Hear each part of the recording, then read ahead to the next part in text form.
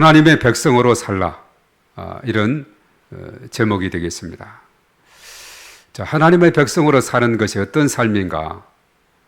하나님의 백성으로 사는 이 삶은 우리가 어쩌면 이스라엘 백성들이 그 광야의 여정을 쭉 걸어가는 그들의 모습과 어떻게 보면 우리가 이 세상을 살아가는 이 모습이 비슷한 이런 부분도 있는 것을 느끼게 됩니다. 이스라엘 백성들이 오늘 이 본문의 말씀에 와서는 우여곡절 끝에 이제 출애굽에 성공을 하게 되죠. 참 이스라엘 백성들이 애굽에 이주를 해가서 400년 혹은 430년 동안 거기에서 거주하다가 요셉을 알지 못하는 이 바로왕의 가혹한 그 박해로 인해서 더 이상 도저히 견딜 수가 없는 그런 가운데 있어서 그래서 그들이 하나님 앞에 부르짖어 기도하게 되자 하나님께서 지도자 모세를 예비해 주시고 모세를 이 땅에 보내주시게 됩니다. 그래서 모세의 어린 시절도 마찬가지죠. 그 당시 참으로 히브리인들은 태어나면 바로 죽이라고 바로왕이 명령을 했기 때문에 정말 조마조마하게 3개월 동안 기르다가 도저히 안 돼서 갈대 상자에 담아서 나일강에 띄웠는데 바로의 공주가 데려다가 양아들로 이렇게 잘 기르게 되는, 그래서 모세의 삶은 40년은 왕궁에서 40년은 광야에서 40년은 또 광야 지도자로 120세를 살게 되었죠. 하나님께서 이렇게 모세의 삶도 아슬아슬한 그런 삶 가운데서 목숨을 건져주시고 또 이렇게 죽을 뻔했던 그가 이제는 바로의 공주의 아들이 돼서 양아들이 돼서 좋은 환경 속에서 궁중에서 교육을 받는 이런 모든 것이 이스라엘 백성들을 장차 이제 광야길로 인도해 나가기 위한 한 걸음 한 걸음 준비해가는 그런 모습이죠. 이 부르짖어 기도하니 하나님께서 이렇게 모세를 준비시켜 준 겁니다. 그래서 모세가 왕궁의 생활을 지나고 그리고 광야에서 40년간 연단을 하고 마지막 80세 때 이제 민족의 지도자로 이스라엘 백성들을 이끌고 장정만 60만이라 그랬죠. 어린아이 또 여인들까지 다 합치면 적어도 한 200만 명이 넘는 그 거대한 민족을 이제 이끌고 이제 가나안 땅을 향해서 가는데 이 광야 40년 동안 하나님께서 이끌어 주시는 그 모든 과정을 보면은 이 모양 저 모양으로 하나님께서 그들을 인도하셨다 하는 것을 우리가 보게 됩니다. 그래서 이스라엘 백성들이 드디어 출애굽에 성공했어요. 그렇게 보내지 않으려 했던 바로 왕으로부터 이제는 바로 왕이 손을 들게 됐는데 이것은 10번째 재앙, 10가지 재앙에서 마지막 장자 죽음의 재앙에서 바로가 완전히 손을 들고 이스라엘 백성들을 내보내게 되는, 그래서 우여곡절 끝에 이제 출애굽에 성공해서 광야길을 쭉 가는데 한 3개월 정도 가게 됐는데 3개월 동안 가서 어디에 도착을 했느냐?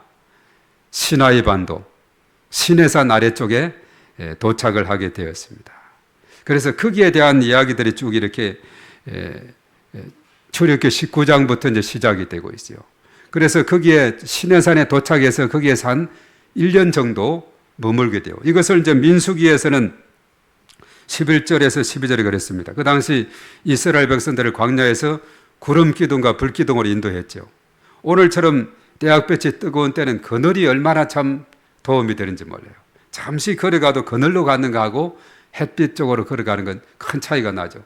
그래서 뜨거운 태양을 구름으로 다 가려워 주어서 구름 기둥 인도했는데 그 구름이 떠오르면 이스라엘 백성들이 진행하고 구름이 멈추면 그 행진을 중단하고 이렇게 했는데 이제 민수기 10장 11절에 둘째 해 둘째 달 서무달에 구름이 정거의 성막에서 떠오르매 이렇게 말합니다. 이스라엘 자손이 시내 광야에서 출발하여 자기 길을 가더니 바란 광야에 구름이 머무니라 이렇게 말하고 있어요.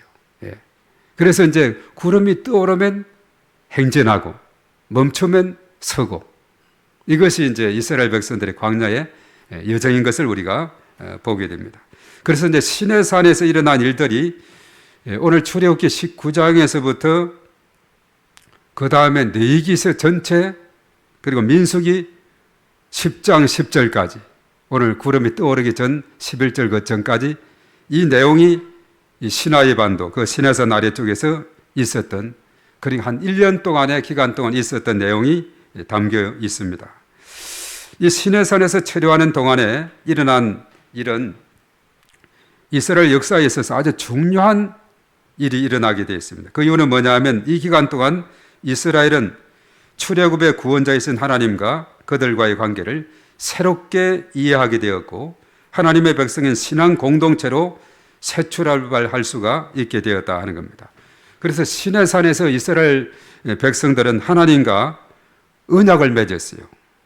코버넌트, 언약을 맺었는데, 이 시내산에서 맺은 언약에 대해서 시나이 코버넌트다 이렇게 말해요. 시내산 언약이다 이렇게 부르고 있는데, 시내산에서 이스라엘 백성들은 언약은 특별한 언약이에요. 그 전에는 그냥 이스라엘은 하나님이 선택한 하나님의 백성이다 이렇게 선포하는 그런 관계였다면, 이 시내산에서의 언약은 쌍방이 아주 그냥 쌍무적인 언약이다 이렇게 말하고 있습니다.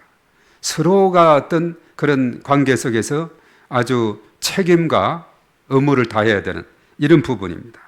그래서 하나님은 이스라엘의 하나님이 되시고 또 이스라엘 하나님의 백성이라고 하는 쌍방의 의식적인 약속인데, 쌍무적인 언약은 언약 조건이 따르게 됩니다. 이것은 뭐냐 하면 이스라엘의 하나님 백성이 되기 위해서는 하나님 백성답게 살아야 한다 하는 이런 것이 전제가 되고 있어요. 시내산 언약은 조건적인 언약이다 하는 거죠. 그 이전에는 이스라엘은 하나님의 백성이다 하는 이런 어떤 선포 선언이 주였다면, 이제는 이스라엘은 하나님의 백성이면 하나님의 백성답게 살아야 한다는 명령이 주어지게 되는 거예요. 이것이 이제 시내산 언약에서 아주 중요하게 우리에게 알려주고 있어요. 그래서 이스라엘이 하나님의 백성이 되었다는 것은 이스라엘만의 특권이죠. 거기서 머물지 말고 이스라엘 하나님의 백성답게 살아야 한다는 책임이, 특권에는 책임이 따르게 된다는 것을 우리에게 가르쳐 주고 있습니다. 자, 이스라엘이 이 책임을 포기할 때 그 특권도 상실하게 된다. 아주 중요한 것을 우리에게 알려주고, 이스라엘 백성들에게 알려주고 있는 그런 부분입니다. 이것은 이 땅에 살아가는 우리 모든 그리스도인들에게도 적용되는 그런 부분입니다. 그래서 중요한 것은 뭐냐? 이스라엘이 하나님의 백성답게 살려면 그럼 어떻게 살아야 되느냐? 이것이 이제 구체적으로 있어야 되는데, 이것이 뭐냐 하면 바로 그때 삶의 지침으로, 백성답게 사는 삶의 지침으로 준 것이 토라, 율법이라는 겁니다. 이 토라는 넓은 의미로 이스라엘에게 주신 하나님의 말씀이다, 하나님의 명령이다 이렇게 말하게 돼요. 주로 모세오경에 쭉 담겨 있는 것을 보게 됩니다. 그래서 이 토라는 율법의 규정은 우리가 학자들이 말하면 613개다 이렇게까지 말하고 있습니다. 그것을 10가지로 잘 요약해서 정리한 것이 십계명인데, 이 십계명이 바로 모세가 이 시내산에서 하나님으로부터 받은 계명이 되고 있어요. 십계명. 그래서 이 십계명은 성경에 모세오경에 2번 써 있는데, 출애굽기 20장에서 모세가 시내산에서 받은 십계명을 기록했고, 그리고 모압 지방에서 행한 모세의 설교 가운데 반복된 것인데, 신명기 5장 부분에서 다시 한번 반복이 되고 있어요. 출애굽기 20장, 신명기 5장에서 모세오경에서 2번이나 기록이 되는데, 이래서 사는 하나님과의 관계에서 이것은 하나님을 사랑하는 것이다. 오해에서 심은 이웃과의 관계인데 이웃을 사랑하는 것이다. 이렇게 이제 규정하고 있는데, 그 신약 성경에 와서 어떤 율법사가 예수님께 시험하기 위해서 물었죠. 선생님, 계명 중에 어떤 계명이 큽니까? 했을 때 예수님께서 마태복음 22장 30절에서 40절의 말씀에 그렇게 말했죠. 첫째는 하나님을 마음을 다하고 뜻을 다하고 목숨을 다해서 사랑하는 것이다. 두 번째는 내 이웃을 내 몸과 같이 사랑하는 것이다. 이것이 온 율법과 선지자의 대강령이다. 이렇게 예수님께서 잘 요약을 해 주었어요. 율법의 핵심적인 것을 예수님께서 하나님 사랑, 이웃 사랑으로 잘 요약을 해 주었다는 거죠. 이스라엘 백성들이 시내 광야에서 장막을 치고 있을 때 하나님께서 모세를 불러서 또 이스라엘 자손들에게 오늘 귀한 말씀을 주고 있는데, 이것이 오늘 이제 우선 3절의 말씀을 한번 보도록 하겠습니다. 3절에 보면 오늘 이 말씀하고요. 다 같이 읽습니다. 시작. 모세가 하나님 앞에 올라가니 여호와께서 산에서 그를 불러 말씀하시되 너는 이같이 야곱의 집에 말하고 이스라엘 자손들에게 말하라. 예. 자, 모세를 불러서 모세에게 너는 이스라엘 자손들에게 바로 이 사실을 말해라. 나중에 6절에서 다 말하고 나서 말할지니라 이렇게 또 6절을 다 한번 우리 보겠습니다. 다 같이 너희가 내게 대하여 제사장 나라가 되며 거룩한 백성이 되리라. 너는 이 말을 이스라엘 자손에게 전할지니라 이렇게 말하고 있어요. 이스라엘 자손들에게 전해라 이렇게 말했는데, 자, 여기에서 우리가 하나님께서 이스라엘 백성들을 어떻게 출애굽시켰느냐 이것에 대해서 오늘 4절에서 잘 이제 우선 말하고 있습니다. 4절을 다 같이 봅니다. 시작. 내가 애굽 사람에게 어떻게 행하였음가? 내가 어떻게 독수리 날개로 너희를 업어 내게로 인도하였음을 너희가 보았느니라. 자, 우선 이스라엘 백성들이 알려주는 것이 뭐냐 하면 이제 어떻게 출애굽을 하게 했는가? 어떻게 독수리 날개로 너희를 업어서 내게로 인도하였는가? 이것을 너희가 보았음이라 이렇게 말하고 있죠. 하나님께서 애굽 사람에게 어떻게 행했는지를 잘 기억을 시켜주고 있는 그런 부분입니다. 그래서 우리가 특별히 이 시점에 와서 이제 출애굽의 그 여정을, 그 지도를 준비했는데 여정을 한번 보도록 하겠습니다. 자, 이 지도를 보면은 저것이 이제 우리가 성서의 지도, 그러니까 이쪽 왼쪽은 이집트, 옛날에 애굽이었죠. 거기에서 이제 이 고센 지역이라는 저기에 요셉 때 이주를 해가서 한 400년, 한 430년 혹은 이렇게 져서 거주하다가 이제 가나안 땅, 약속의 땅 가나안 땅으로 가는 과정인데 쭉 이렇게 여정을 가만히 보면은 우선 고센 땅에서 라암셋이라는 곳이 있습니다. 라암셋이라고 있는데 거기에서 이제 숫곳으로 이동해서 쭉 내려와서 홍해 바다라고 추정하는 그 지역에서 홍해를 바다를 건너게 하시고 그리고 광야길을 쭉 가서 오늘 말씀에도 보면 어디에 도착했나? 르비딤이라고 있어요. 시내산 바로 아래쪽에 르비딤으로 가서 시내산 그 쪽으로 가가지고 장막을 치게 됐다. 그리고 거기에서 한 1년 동안 머물게 되고 그리고 나서 이제 쭉 이렇게 올라가는 여정이 있죠. 시내산에서 1년 있다가 민수기 아까 10장 11절에 언급했듯이 구름이 떠오르니까 쭉 올라가게 됐어요. 어디까지 갔는데 가데스 바네아라고 있죠. 제 가데스 바네아에서 모세가 12지파에게 대표를 하나씩 뽑아라 해가지고 정탐꾼을 12명을 뽑았어요. 저게 주황색 정도로 되어 있는 저 색깔이 바로 정탐꾼들이 가나안 땅을 탐지한 그 내용이 나오고 있습니다. 쭉 탐지를 해서 40일 동안 탐지를 해서 와서 보고를 했죠. 그때 10사람은 도저히 저 땅은 우리가 볼 수 없습니다. 들어갈 수 없습니다. 견고한 진과 사람들은 골리앗처럼 거인들이 살고 우리가 도저히 안 된다 했는데 2사람은 된다 그랬어요. 하나님이 함께 하시고 도와주시면 된다 했어요. 누가 된다 그랬습니까?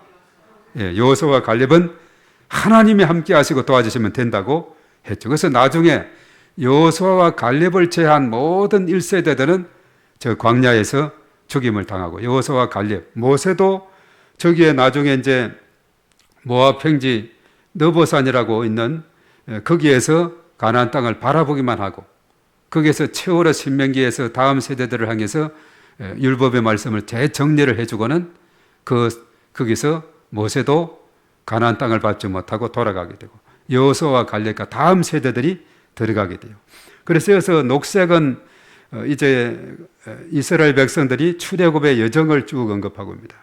가데스 바네아에서 적어도 한 38년 동안 거기에서 방황을 했어요.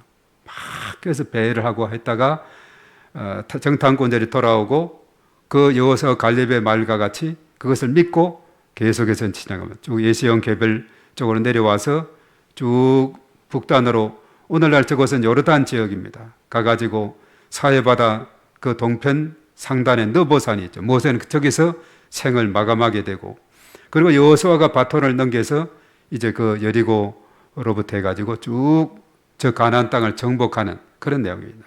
그 다음 하나 넘겨주시기 바랍니다.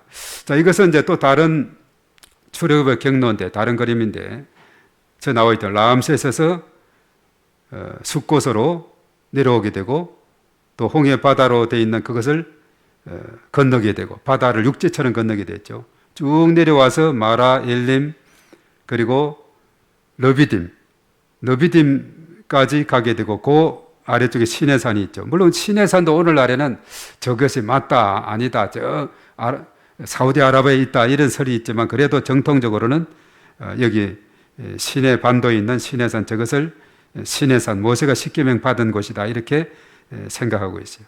그래서 거기에서 이제 구름이 떠오르니까 어디에서 또 장막을 쳤냐? 바란 광야라고 있죠.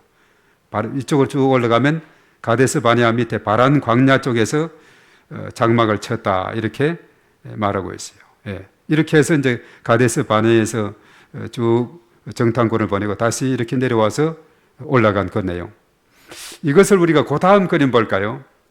언젠가 우리가 조를 나누어서 공부하면서 그림 그리는데, 이 그림은 제가 그린 겁니다.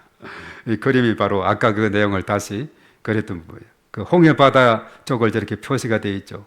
홍해 바다를 건너고 시나이산으로 와가지고 쭉 이렇게 해서 이렇게 가나안 땅으로 들어가는 이런 여정이 나오고 있는데, 바로 이 시내산에서 오늘 있었던 그 이야기입니다. 여기에서 1년 정도를 머물렀는데, 바로 출애굽기 19장부터 쭉 내기 전체 민수기 10장 10절까지 그 내용이 저기에서 다 배경을 이루고 있음을 봅니다.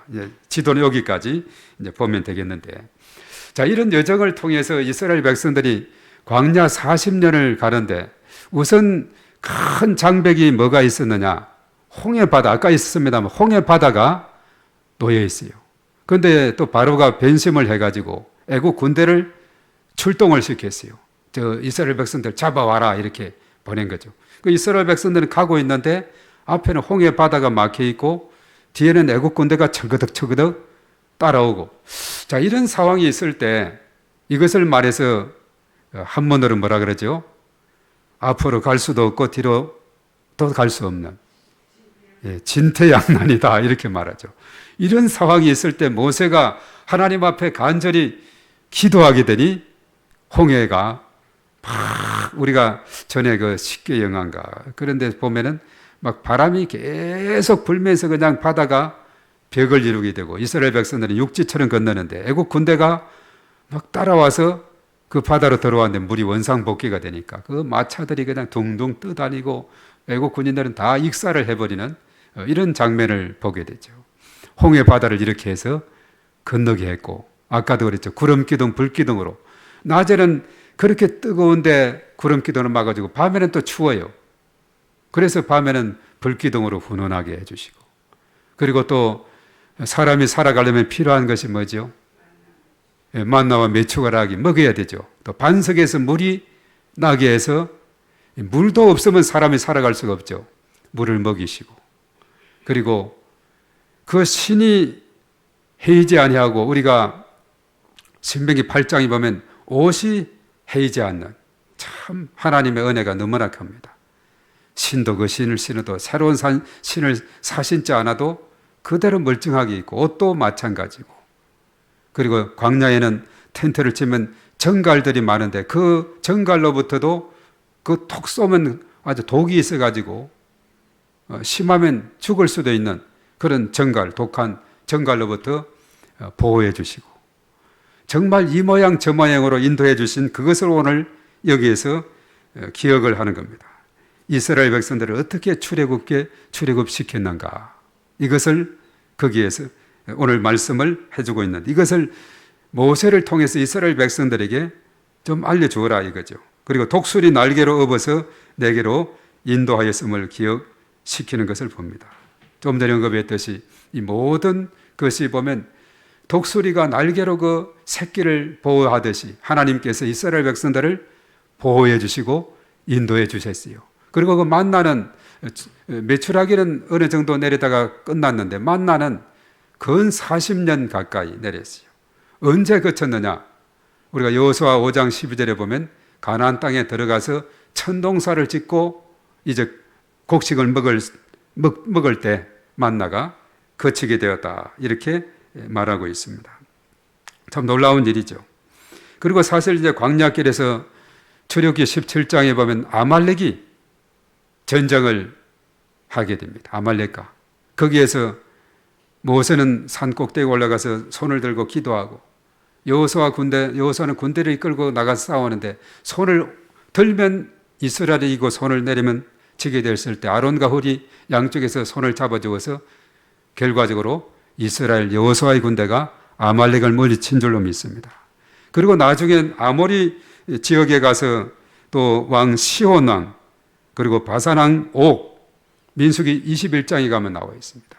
그들도 물리치게 되는 이런 놀라운 역사를 보게 됩니다. 그리고 모압의 특히 그 발락 왕 같은 경우도 막 이렇게 이스라엘 백성들이 성성장구 이렇게 막 오게 되니까 발람을 시켜서 이렇게 저주를 시키고 하지만은 그런 발람이 다 세 번이나 축복을 하게 되죠. 하나님이 주신 그 말씀을 그대로 전하게 되는.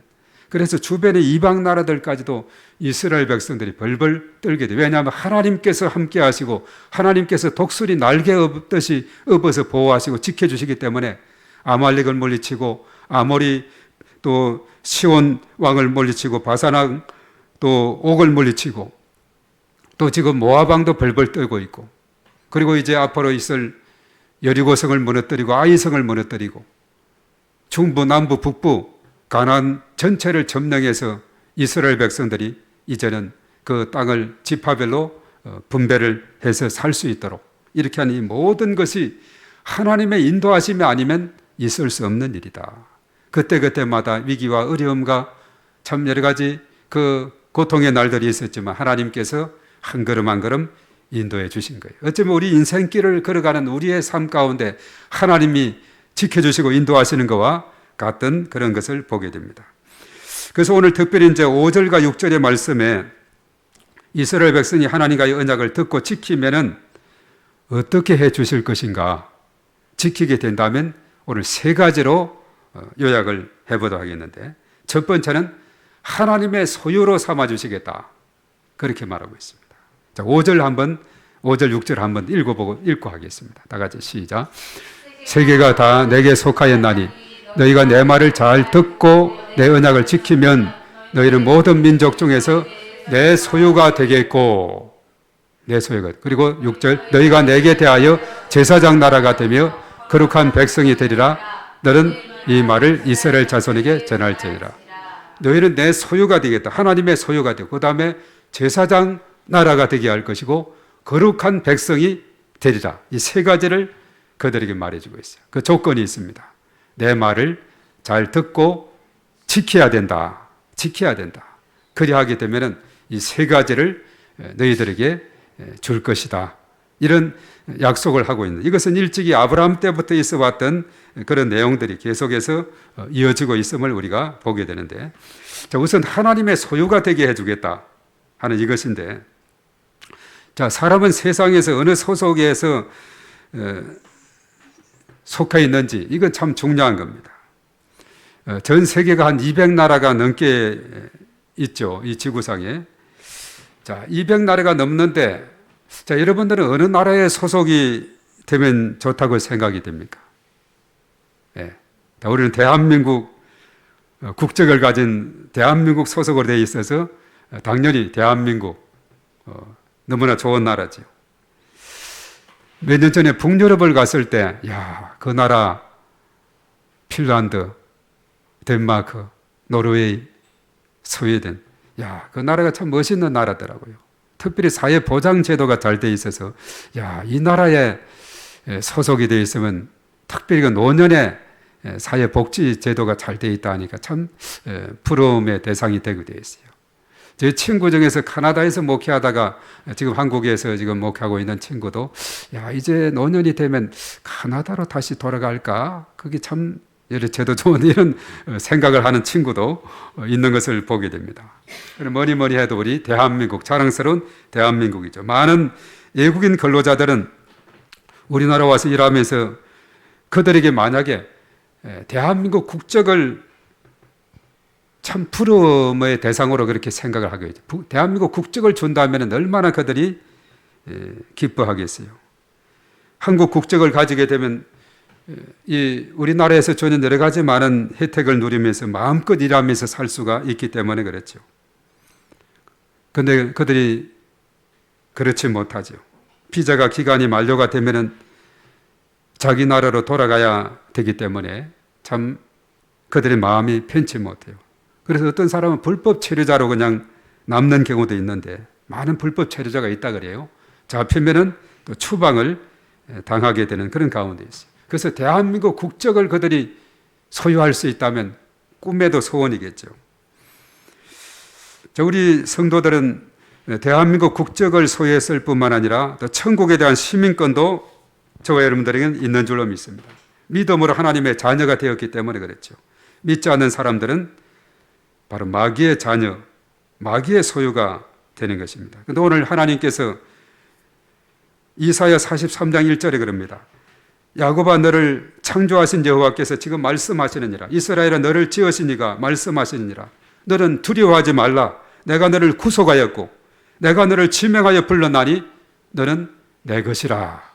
이런 선포를 하셨습니다. 이제는 마귀의 소유가 아니라 하나님의 소유가 된 것에 대해서 우리는 감사해야 될 줄로 믿습니다. 그런데 예수님 믿지 않는 사람들은 마귀의 소속에 속하게 돼요. 요한복음 8장 44절에 너희는 너희 아비 마귀에게서 났으니 너희 아비의 욕심대로 너희도 행하고 자 하느니라. 그는 처음부터 살인한 자요 진리가 그 속에 없으므로 진리에 서지 못하고 거짓을 말할 때마다 제 것으로 말하나니 이는 그가 거짓말쟁이요 거짓의 아비가 되었습니다. 마귀의 자녀, 믿지 않는 자들은 거기에 속하게 됩니다. 그런데 하나님은 이스라엘을 하나님의 소유로 삼으실 것이라고 하셨어요. 이것은 놀라운 축복입니다. 우리도 영적 이스라엘이고 아브라함의 자손이기 때문에 이런 복을 우리도 마음껏 누릴 수가 있게 된 줄로 믿습니다. 그래서 하나님의 소유가 되었다. 하나님께서 내 편이시고 나는 하나님의 소속으로 속해 있다는 것, 마귀 편에 속하지 않고 얼마나 감사하고 축복된 일인지 모릅니다. 그리고 두 번째는 뭐라 그랬어요? 제사장 나라가 되게 할 것이다. 이 제사장의 역할이 뭐예요? 제 문제를 해결하거든요.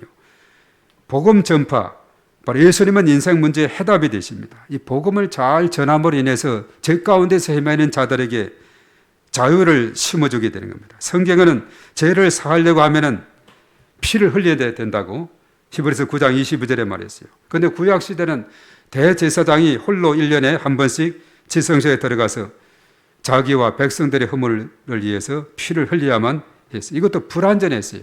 해마다 해야만 했고 또 불완전했습니다. 그런데 예수님께서 여기에 히브리서 9장 11절과 12절 요거 찾아주시기 바랍니다. 예수님은 단번에 영원한 속죄를 이루셨다. 다 같이 이 말씀 우리가 읽어보겠습니다. 히브리서 9장 11절에서 12절. 구약의 대제사장은 1년에 한 번씩 그것도 불완전한 제사를 피 흘려서 드렸지만 오늘 이 시대는 우리는 피 흘릴 필요가 없어요. 예수님이 단번에 십자가에 죽으셨기 때문에 그렇습니다. 히브리서 9장 11절 12절. 아까 나오다가 시작. 그리스도께서는 장래 좋은 일에 대제사장으로 오사 손으로 짓지 아니한 것 곧 이 창조에 속하지 아니한 더 크고 온전한 장막으로 말미암아 염소와 송아지의 피로 하지 아니하고 오직 자기의 피로 영원한 속죄를 이루사 단번에 성소에 들어가셨느니라. 아멘. 누가? 예수님이 그랬다는 거예요. 염소와 송아지의 피로 하지 않고 오직 자기의 피로 십자가 피 흘리심으로 영원한 속죄를 단번에 이루어 주셨다. 이렇게 말하고 있어요. 예수의 피로 속죄함을 받은 저와 여러분들은 이제 복음의 주인공 되시는 예수 그리스도가 인생의 해답임을 알고 있기에 예수님을 전파함으로 제사장의 직분을 수행할 수 있게 된 것입니다. 제사장 직분을 수행하게 되었어요. 그래서 이것을 베드로전서 2장 9절에서 10절 말씀에 베드로가 이 말씀을 인용하면서 우리를 향해서 뭐라고 했느냐? 너희는 왕 같은 제사장이다 그랬어요. 9절 봅니다. 시작. 그러나 너희는 택하신 족속이요 왕같은 제사장들이요 거룩한 나라요 그의 소유가 된 백성이니 이는 너희를 어두운 데서 불러내어 그의 기이한 빛에 들어가게 하신 이의 아름다운 덕을 선포하게 하려 하심이라. 아멘. 10절 너희가 전에는 백성이 아니더니 이제는 하나님의 백성이요 전에는 긍휼을 얻지 못하였더니 이제는 긍휼을 얻은 자니라. 아멘. 예. 택하신 족속 왕같은 제사장 그의 소유가 된 백성. 자, 이렇게 우리를 삼으신 그 이유가 어디 있느냐? 어두운 데서 불러내어 그의 기이한 빛에 들어가게 하신 이의 아름다운 덕을 선포하게 하려 하심이라. 그렇게 말했어요. 그래서 하나님은 이스라엘을 복음으로 세상을 변화시키는 축복의 통로로 사용할 것이다. 영적 이스라엘, 아브라함 후손되는 우리들도 이 대열에 들어서서 세상을 변화시키는 그리스도인의 삶을 사는 축복의 통로, 하나님의 계약에 쓰임받는 도구로 우리가 이 땅에서 살아야 될 줄로 믿습니다. 참 이것이 얼마나 복된 것인지 몰라요.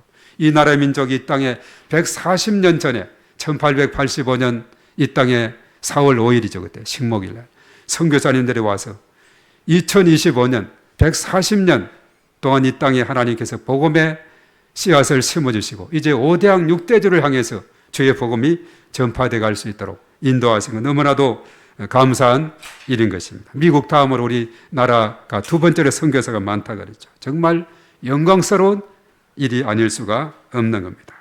제사장 나라로 삼아주겠다. 참 축복의 통로로 써주겠다는 겁니다. 그러면서 마지막에는 뭐라고 했습니까? 거룩한 백성이라 그랬죠. 이것을 이제 하나님의 거룩한 백성, 구약시대는 백성을 많이 쓰는데 신약시대에 와서는 예수님의 하나님의 자녀라는 표현을 많이 써요. 요한복음 1장 12절에 영접하는 자 곧 그 이름을 믿는 자들에게 하나님의 자녀가 되는 권세를 주셨으니 얼마나 복된 것이에요. 예수님을 영접하기만 하면은 하나님의 자녀가 되는 것이에요. 돈으로도 못 가요. 힘으로도 못 가요. 권력으로도 못 가요. 어떠한 선행도 못 가고 돌을 닦아도 못 가는데 오직 예수님을 영접하기만 하면 우리가 그 하늘나라 갈 수 있는 특권이 주어지는 하나님의 자녀가 되어서 아버지의 나라에 우리는 영광스럽게 들어갈 수 있는 축복이 주어진 줄로 믿습니다. 자, 이것은 하나님의 사랑과 은혜 때문에 우리가 구원받은 하나님의 자녀가 됐고 거룩한 백성이 된 줄로 믿습니다. 에베소서 2장 8절에서 10절까지 말씀에 이 내용이 잘 담겨 있어요. 이렇게 된 것은 하나님의 은혜랍니다. 2장 8절 다 같이 봅니다. 시작. 너희는 그 은혜에 의하여 믿음으로 말미암아 구원을 받았으니 이것은 너희에게 난 것이 아니요 하나님의 선물이라. 행위에서 난 것이 아니니 이는 누구든지 자랑하지 못하게 함이라. 우리는 그가 만드신 바라 그리스도 예수 안에서 선한 일을 위하여 지으심을 받은 자니 이 일은 하나님이 전에 예비하사 우리로 그 가운데서 행하게 하려 하심이니라. 아멘. 자, 우리로 하여금 왜 우리를 이렇게 구원해 주셨다 그랬어요? 선한 일을 위해서 이렇게 지으심을 받은 자다 이렇게 말씀했죠. 선한 일 중에 선한 일은 뭐겠어요? 주의 복음을 전파하는 일인 줄로 믿습니다. 어둠에서 빛으로 흑암에서 빛 가운데로 이렇게 인도하는 이 영광스러운 이런 복된 역사를 바로 우리가 하나님의 자녀의 권세로서 하나님의 백성으로서 거룩한 백성으로서 감당을 해야 될 줄로 믿습니다. 자, 그러면 하나님께서 이스라엘 백성들에게 이 같은 언약을 체결하신 이유가 뭘까? 그들에게 뭐가 잘난 것이 있었는가? 이스라엘 백성들은 어떤 조건이나 자격을 갖추었기 때문이 아닙니다. 이스라엘 백성들을 그저 사랑하시고 조상들과의 그런 언약 때문에 그렇다고 자, 신명기 7장 7절에서 8절의 말씀에 그 내용이 나와 있어요. 다 같이 시작. 여호와께서 너희를 기뻐하시고 너희를 택하심은 너희가 다른 민족보다 수효가 많기 때문이 아니니라. 너희는 오히려 모든 민족 중에 가장 적으니라. 여호와께서 다만 너희를 사랑하심으로 말미암아 또는 너희의 조상들에게 하신 맹세를 지키려 하심으로 말미암아 자기의 권능을 손으로 너희를 인도하여 내시되 너희를 그 종되었던 집에서 애굽 왕 바로의 손에서 속량하셨나니. 예, 이렇게 말했어요.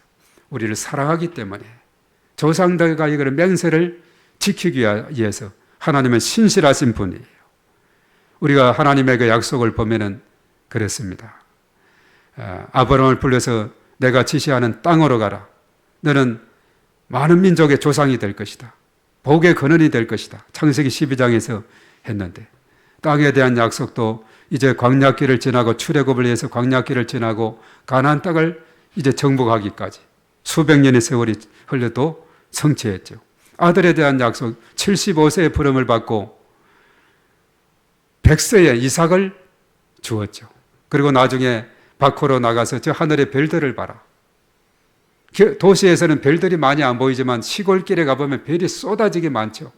저 바닷가의 모래알을 봐라. 세상의 티끌을 봐라. 셀 수가 있느냐 없을 정도로 많은 자손들을 줄 것이다. 그 약속을 지금도 계속 성취해 나가고 있고, 그래서 우리 믿는 사람들은 다 아브라함의 자손이 되고 있어요. 계속해서 성취해 가고 있는 중입니다. 하나님은 신실하신 하나님이세요. 그 하나님은 이스라엘 백성들을 사랑하시고 끝까지 사랑하십니다. 성경에 하나님의 사랑의 특징이 나온다 그랬죠. 그 사랑은 무조건적인 사랑이요, 그 사랑은 먼저 사랑이요. 요한일서 4장 19절에 우리가 사랑하면 그가 먼저 우리를 사랑하셨습니다 했습니다. 그리고 그럼에도 불구한 사랑이요, 그 사랑은 영원한 사랑, 그 사랑을 우리에게 베풀어 주시고 있습니다. 그 사랑을 받은 우리들, 이제 사랑의 빚진 자가 된 것이죠. 그래서 우리가 주를 위해 헌신하는 그 수고가 정말 하나님 앞에 영광으로 이어지기를 바라는 것입니다. 이스라엘은 하나님의 선민이 될 수 있는 어떤 조건도 충족하지 못했어요. 나라가 큰 땅이 있는 것도 아니고 민족의 숫자가 많은 것도 아니고, 그래서 하나님의 사랑과 은혜 덕분입니다. 자, 하나님과 사랑과 은혜는 오늘 예수님을 믿는 우리 모든 성도들에게도 동일한 겁니다. 죄인 된 우리 인간을 찾아오셔서 구원해 주신 하나님의 무조건적인 사랑, 그 은혜 때문에 저와 여러분들은 구원을 받았어요. 그래서 사랑의 빚진 자, 그 사랑의 빚진 자, 혼자만 간직하지 말고 그 빚을, 그 사랑을 나를 통해 이웃들에게 전해질 수 있어야 될 줄로 믿습니다. 자, 이 세상에서 가장 아름다운 발걸음이 어떤 발걸음일까? 이사야 52장 7절을 봅니다. 자, 이 세상에서 가장 아름다운 발걸음, 마지막으로 이사야 52장 7절을 우리 한번 보겠습니다. 이것은 나중에 로마서 10장에서 인용을 했어요.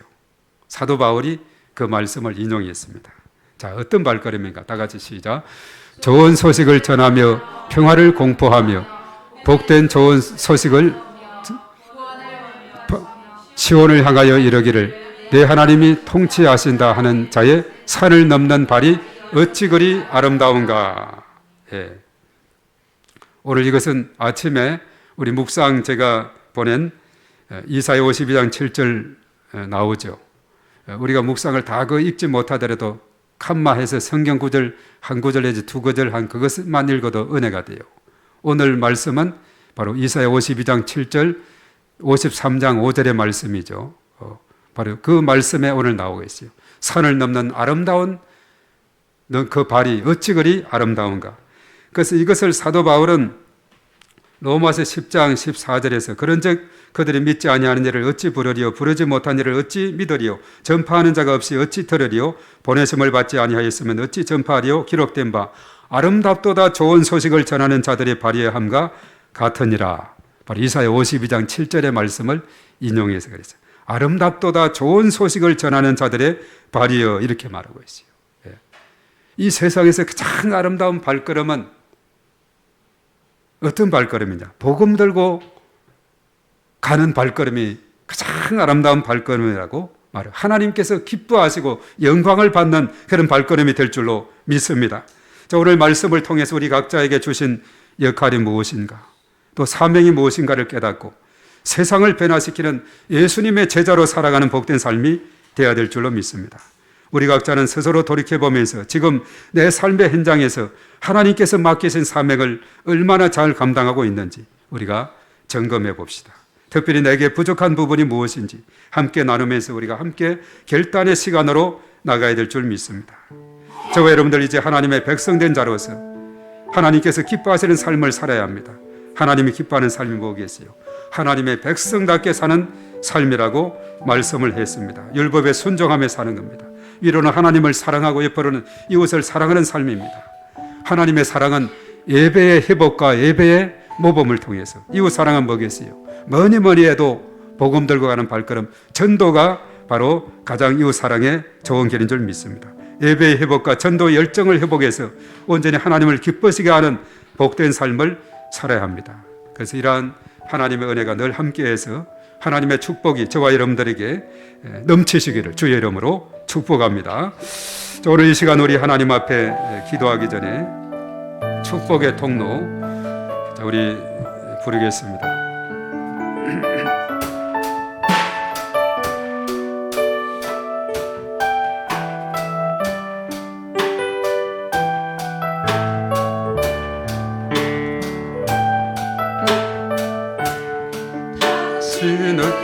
하나님의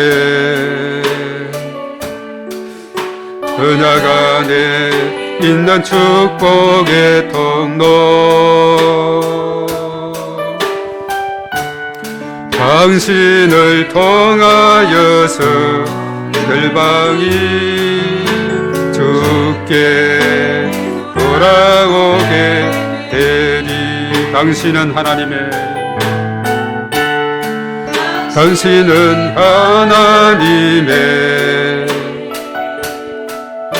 은약 안에 있는 축복의 통로, 당신을 통하여서 열방이 주께 돌아오게 되리. 한 번 더. 당신은 하나님의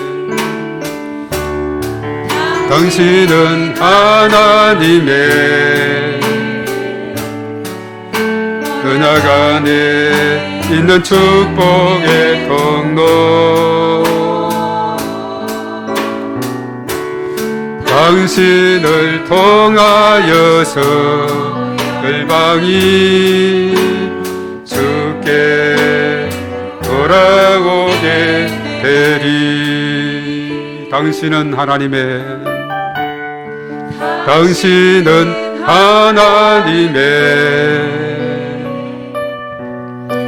은약 안에 있는 축복의 통로, 당신을 통하여서 열방이 주께 예배하게 되리. 주께 예배하게 되리. 한 번 더 우리 당신은 하나님의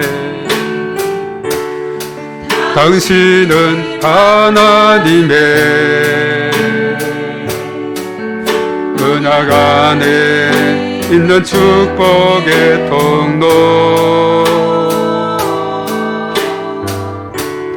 당신을 통하여서 열방이 주께 예배하게 되리. 아멘. 우리가 축복의 통로로 귀하게 쓰임받는 저희 모두가 되어서 하나님 앞에 큰 영광 돌리게 되기를 바랍니다. 우리 주여 삼창하고 간절히 기도합니다. 주여,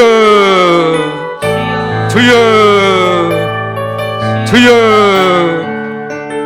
존귀하신 하나님 아버지, 감사와 찬송과 영광을 올립니다. 저들이 무엇이 간데 이처럼 사랑해 주셔서 하나님의 백성, 하나님의 자녀 삼아주시고 언제나 하나님께서 저들을 붙드시고 인도하시고 지켜주시고 함께하시는 그 은혜 생각할 때마다 너무나도 감사하고 찬송과 영광을 올립니다. 이스라엘 백성들이 참으로 그 애굽의 고통에서 해방되어 출애굽에 성공해서 드디어 3개월 만에 시나이 반도에 도착해서 1년여 거기에 거하면서 하나님의 놀라우신 은혜를 아버지 다시 한번 확인하는 귀한 시간을 가지고 하나님과의 시내산 계약을 통해서 참으로 하나님께서 주신 특권과 책임에 대해서 깊이 생각할 수 있도록 인도하심을 감사를 드립니다. 이스라엘은 많고 많은 사람들, 나라들 중에서 하나님의 백성으로 택하여 주시고 또 하나님께서 그렇게 한 이유는 나라의 큼과 민족의 숫자가 많음이 아니고 그저 하나님께서 사랑하기 때문에 하나님의 은혜로, 그리고 하나님께서 조상들과 언약 때문에 하나님 신실하신 하나님께서 그 뜻을 성취하게 하셨습니다. 우리가 이 땅에 살아가면서 우리를 하나님의 자녀로 삼아주신 것, 우리가 잘났기 때문이 아니라 그저 하나님께서 우리를 사랑하시고 하나님께서 은혜를 베풀어 주신 걸로 우리가 참으로 하나님의 자녀가 되고 구원받은 하나님의 백성이 된 것, 우리가 너무나도 감사를 드립니다.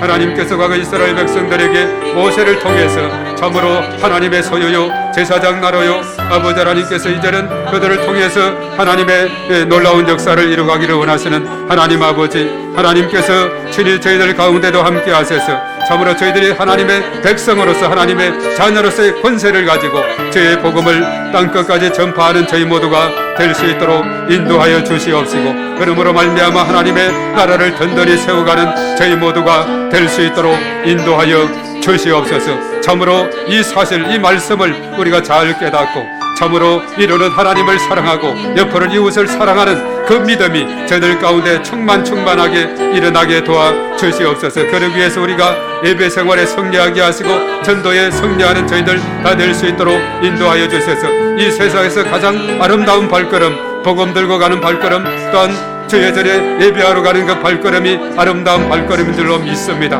하나님께서 저희들을 이처럼 사랑해 주셔서 이러한 놀라운 은혜를 베풀어 주신 것 감사를 드립니다. 하나님께서 이 놀라운 사랑에 저희들을 늘 지켜주시고 인도해 주심을 감사를 드립니다. 오 주님 감사합니다. 주님 영광 받아 주시옵소서. 저희들을 통해서 하나님께서 큰 기쁨이 되게 하시고 하나님의 나라가 땅끝까지 전파되게 도와 주시옵소서. 주여 믿습니다.